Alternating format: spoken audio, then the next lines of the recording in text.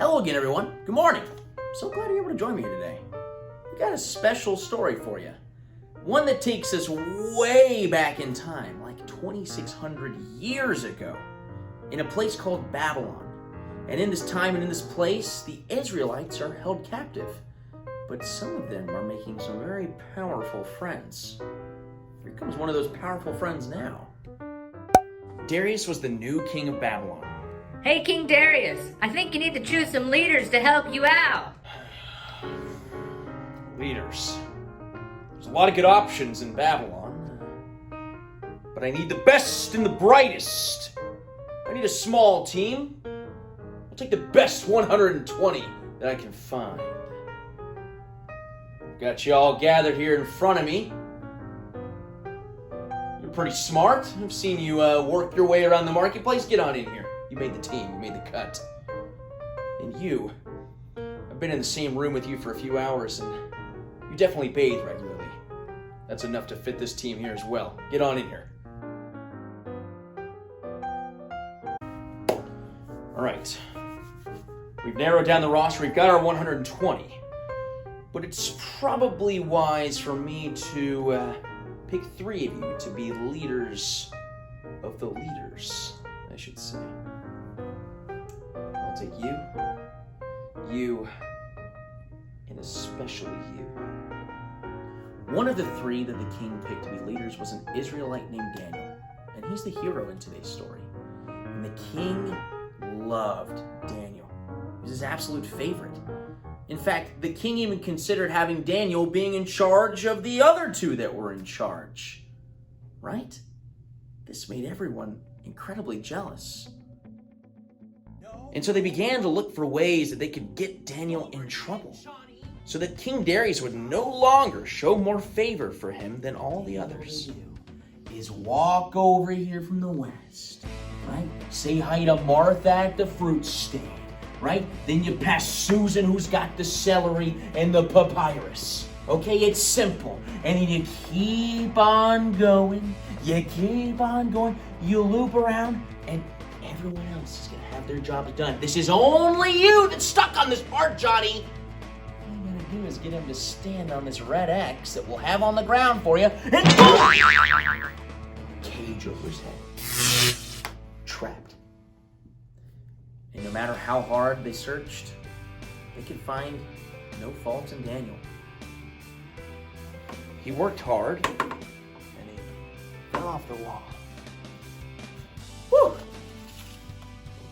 He never lied to the king. Now I'm telling you, Darius. They call you Darius? I didn't never tell a lie. And was very clever in all that he did. Another hard mode Sudoku in the books. And I also have the solution to our next problem. They knew of only one thing that Daniel did that was unlike all the rest of them. That he worshipped God. That he prayed daily to God.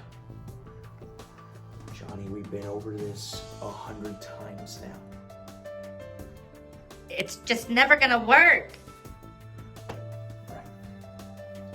It's hopeless. What are we gonna do? I've got it.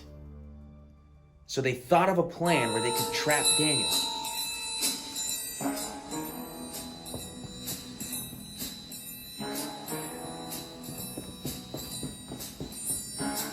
They made a new law for the king to sign. The law said that everyone should pray to King Darius and only to the king. Here you are, my majesty. Something for you to sign. Anyone who disobeyed would be thrown into the den of lions. Sounds good to me.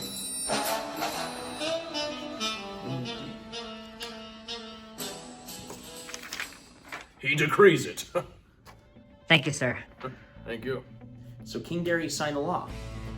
He didn't know that his most trusted leader was someone who worshipped God. And the law didn't make any difference to Daniel. He did what he was going to do anyway. He prayed.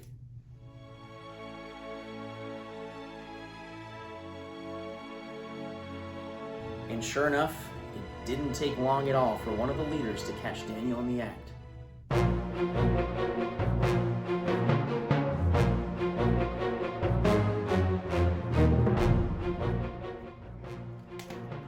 And so the jealous leaders ran to the king and told him of what they saw Daniel doing. Your Highness, you'll never guess who I just caught worshiping a god. And the god's name was not King Darius. So the king had no choice but to order for the arrest of Daniel. My hands are tied. I signed the law. Send word to the others that Daniel is to be arrested and thrown into the lion's den.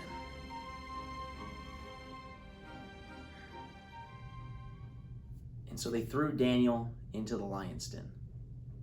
Jonathan, am I reading this next part of the script right?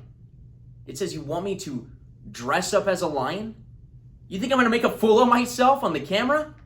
I told you I wasn't going to do this stuff anymore. Guess I don't have much of a choice, do I? Rawr. Is that good enough for you?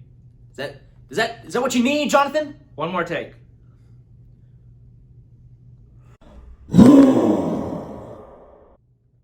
That'll work.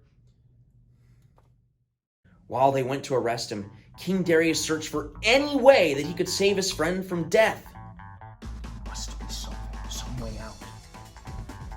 King equals good. That checks out. Good. All others bad. It's really hard to get around. How do I unsign something? Do we have any whiteout? Sir, that won't be invented for another 2,600 years. Can we wait that long? No, sir. Blast! And there's no way! But he couldn't find a way around the law. So when they brought Daniel to the palace, the last chance that the king would have to see him before he was taken away to the lion's den, the king fearfully cried out to him, Daniel, I hope the God you pray to will save you. And then Daniel was thrown into the lion's den.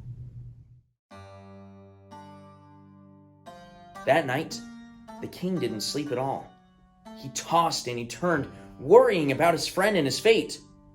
So at first light, when he saw the sun, he got up and went to the lion's den to see what had happened to his friend.